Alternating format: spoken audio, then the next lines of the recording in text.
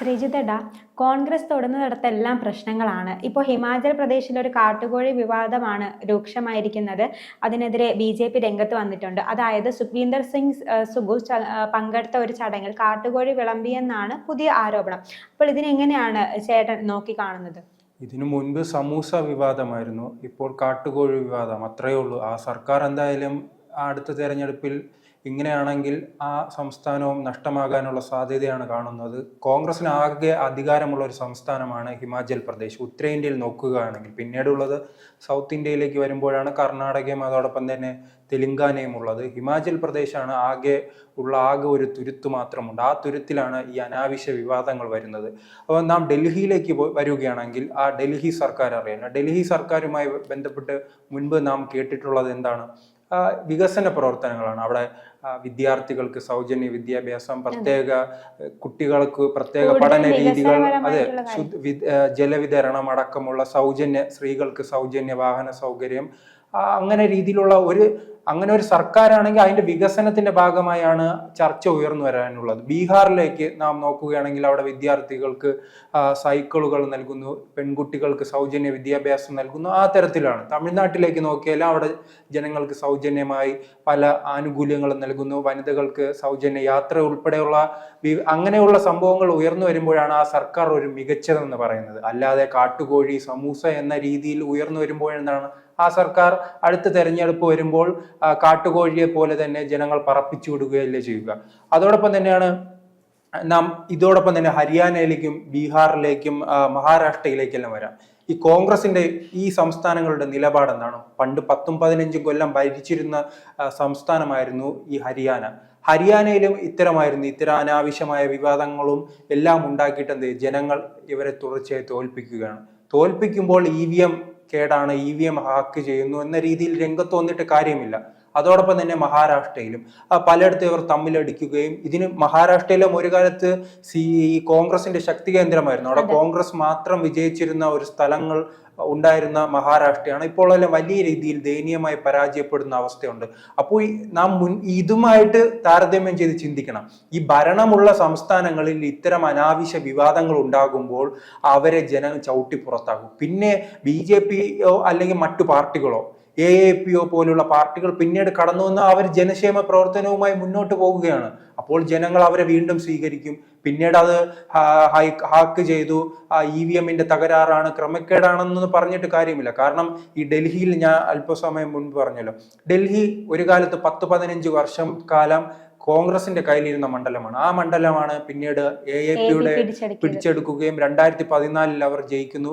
പിന്നീട് 2015 തന്നെ മറ്റൊരു തെരഞ്ഞെടുപ്പ് വരികയാണ്. ആ തെരഞ്ഞെടുപ്പിൽ 2015 ജയിക്കുന്നു, 20 ജയിക്കുന്നു. ചിലപ്പോൾ അടുത്ത തവണ വീണ്ടും ജയിക്കാനുള്ള സാധ്യതയും കാണുന്നുണ്ട്. അങ്ങനെ വിജയിക്കുമ്പോൾ അന്ന് തകർന്നു പോയത് ആരാണ്? കോൺഗ്രസ് ആണ്. കോൺഗ്രസിന്റെ ഇത്തരം തെറ്റായ നിലപാടുകളാണ് കോൺഗ്രസിന്റെ തകർച്ചയിലേക്ക് കാരണമായത്. അന്ന് മാസങ്ങൾക്ക് മുമ്പാണ് ഈ മുഖ്യമന്ത്രിയുമായി ബന്ധപ്പെട്ട ഒരു വിവാദം ഉണ്ടായത്. ഈ മുഖ്യമന്ത്രി ഈ പോലീസുകാരുമായി ബന്ധപ്പെട്ടാണെന്ന് വിവാദമുണ്ടായിരുന്നു. ഒരു കമ്മിറ്റി വിളിക്കുകയാണ്, ഒരു ചർച്ചയ്ക്ക് സമൂസ ആവശ്യപ്പെടുന്നുണ്ട്. സമൂസ ആവശ്യപ്പെട്ടപ്പോൾ എസ് പിയോട് എന്താണ് ആവശ്യപ്പെട്ടത്? അപ്പോൾ SP മറ്റൊരു പോലീസുകാരൻ്റെ അടുത്ത് പറയുന്നു, ആ പോലീസുകാരൻ താഴെ SI അടുത്ത് പറയുന്നു, SI കോൺസ്റ്റബിളിൻ്റെ അടുത്ത് പറയുന്നു. അങ്ങനെ കൈമാറി വന്നപ്പോൾ മുഖ്യമന്ത്രിയുടെ മുന്നിൽ സമൂസ എത്തിയില്ല. സമൂസ ആരോ കഴിച്ചു. അതിനെതിരെ അദ്ദേഹം പോലീസിനെതിരെ അന്വേഷണം നടത്തുന്നു, നടപടിയെടുക്കുന്നു. മുഖ്യമന്ത്രി സമൂസ ആവശ്യപ്പെട്ടു, അത് കൊണ്ടുവന്നില്ല. നഷ്ടപ്പെട്ടതോടുകൂടി തന്നെ പോലീസിനെതിരെ അന്വേഷണവും വലിയ അന്വേഷണമായിരുന്നു. നമുക്കൊന്നും കേരളത്തിലായിരുന്നെങ്കിൽ അതെല്ലാം ട്രോളന്മാർക്കെല്ലാം അത്ര ആഘോഷമാകുന്ന ഒരു രീതിയിലേക്ക് പോകുമായിരുന്നു. ഇപ്പോൾ അതിന് പിന്നാലെയാണ് ഇപ്പോൾ കാട്ടുകോഴി വിവാദവും വന്നിരിക്കുന്നത്. ഇദ്ദേഹം ഒരു പരിപാടിയിൽ പങ്കെടുക്കുകയായിരുന്നു. ആ പരിപാടിയിലാണ് ഈ കാട്ടുകോഴി വിളമ്പിയതായി ആരോപണം വരുന്നത്. എന്തായാലും കാട്ടുകോഴി വിളമ്പിയതിന് പിന്നാലെ തന്നെ മൃഗസംരക്ഷണ സംഘടനകളും അതോടൊപ്പം തന്നെ BJPയും എല്ലാം വലിയ രീതിയിൽ രംഗത്തെത്തിയിട്ടുണ്ട്. ഇതെന്തായാലും ഷെഡ്യൂൾ ഇതിൽപ്പെടുന്ന ഒരു ജീവിയായിരിക്കും. അതിനാൽ തന്നെയായിരിക്കും ഈ മൃഗസംഘടനകളെല്ലാം രംഗത്ത് വന്നിരിക്കുന്നത്. ഈ ആരോപണം എന്തായാലും അദ്ദേഹം നിഷേധിച്ചിരിക്കുകയാണ്. ഈ കാട്ടുകോഴിയുടെ ഇറച്ചിയല്ല, കോഴി ഇറച്ചി എന്നാണ് അദ്ദേഹം പറഞ്ഞിരിക്കുന്നത്. എന്തായാലും അത് തലയുരാനുള്ള നടപടികളാണല്ലോ, പലപ്പോഴും അങ്ങനെ ആയിരുന്നല്ലോ. എന്തെങ്കിലും കഴിക്കുമ്പോൾ അത് കഴിച്ചില്ലെന്ന് പറയുന്നതായിരിക്കും പലയിടത്തും ഉണ്ടാകുന്ന രീതി. അതിന് സമാനമായ രീതിയിൽ തന്നെ അത് കാട്ടുകോഴിയല്ല, കോഴിയിറച്ചിയാണെന്ന് സുഗു പറഞ്ഞിട്ടുണ്ട്. അദ്ദേഹം എന്തായാലും ആ സർക്കാരിനെതിരെ ഇപ്പം വലിയ രൂക്ഷ വിമർശനമാണ് ഉണ്ടാകുന്നത്. അതോടൊപ്പം തന്നെ ഏറ്റവും രസകരമായ ഒരു കാര്യം, ഇദ്ദേഹത്തിനെതിരെ പ്രിയങ്ക ഗാന്ധി തന്നെ ഇന്നലെ പറഞ്ഞിട്ടുണ്ടല്ലോ.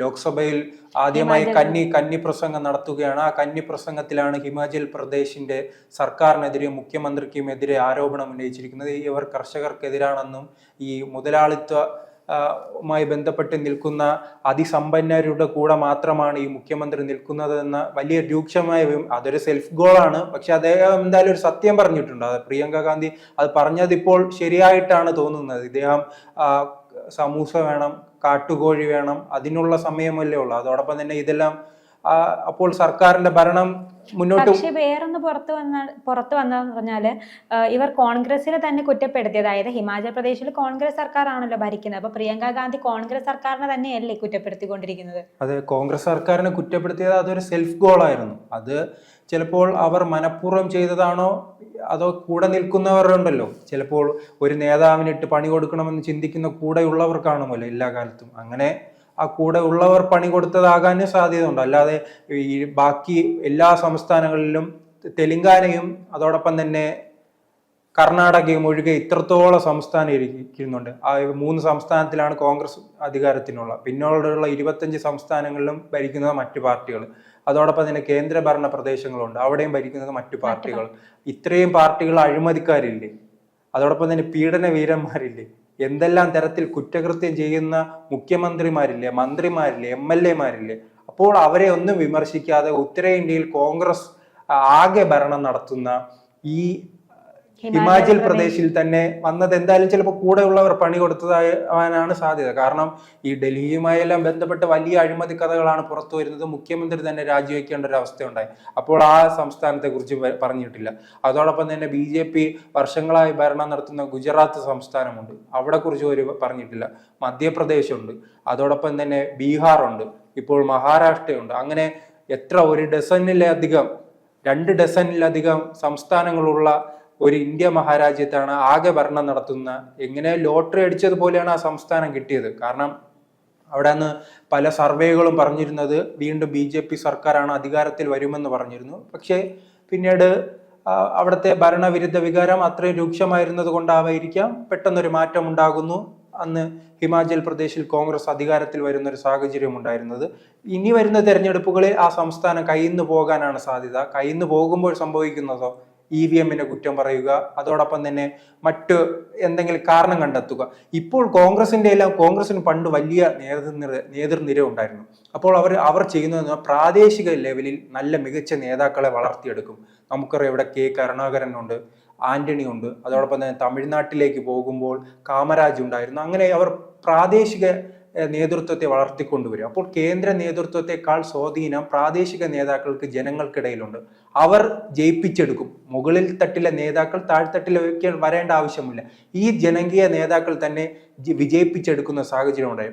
മറിച്ച് സോണിയാഗാന്ധി, രാഹുൽ ഗാന്ധി യുഗം ആരംഭിച്ചതിന് ശേഷം താഴ്ത്തട്ടിലുള്ള നേതാക്കളെ ഇവർ പൂർണ്ണമായും ഇല്ലായ്മ ചെയ്യുകയാണ്. എന്നിട്ട് ഇവർ ഭരണം നടത്തുകയാണ്. അങ്ങനെ ഭരണം നടത്തിയാണ് കേരളത്തിലും ഉൾപ്പെടെ ഇന്ത്യയിൽ ഉടനീളം കോൺഗ്രസ് നശിക്കുന്ന ഒരു സാഹചര്യം ഉണ്ടായത്. പല നേതാക്കളും ഒരു ഡസനിലധികം നേതാക്കളുടെ പേര് വേണേൽ എടുത്തു പറയാനുള്ള സാഹചര്യമുണ്ട്. ഈ നേതാക്കൾ ഈ രാഹുൽ ഗാന്ധി, സോണിയാഗാന്ധി അമിത അധികാരം പുലർത്തുന്നത് കൊണ്ട് അവർ മറ്റു പാർട്ടികളിലേക്ക് പോവുകയോ സ്വന്തം പാർട്ടി ഉണ്ടാക്കുകയാണ് ചെയ്യുന്നത്. ഇതാണ് കോൺഗ്രസിലെ വലിയ തിരിച്ചടിക്ക് കാരണം. കോൺഗ്രസ് ഇപ്പോഴെങ്കിലും തിരിച്ചറിയുക, കോൺഗ്രസ് നേതാക്കൾ തിരിച്ചറിയുക, EVM-നെ കുറ്റം പറഞ്ഞ് എത്ര നാൾ മുന്നോട്ട് പോകാൻ കഴിയുമെന്ന് അവർ ചിന്തിക്കുക, തങ്ങളുടെ സംഘടനാ ശേഷി വർദ്ധിപ്പിക്കുക, ജനങ്ങൾക്കിടയിൽ ഇറങ്ങി പ്രവർത്തിക്കുക. അങ്ങനെയാണെങ്കിൽ മാത്രമേ ഇന്ത്യയിൽ കോൺഗ്രസിന് തിരിച്ചു വരാൻ കഴിയുകയുള്ളൂ. കൂടുതൽ വാർത്തകളും വിശേഷങ്ങളും നിങ്ങളിലേക്ക് എത്താൻ ABC മലയാളം സബ്സ്ക്രൈബ് ചെയ്യുക, ബെൽ ബട്ടണും അമർത്തുക.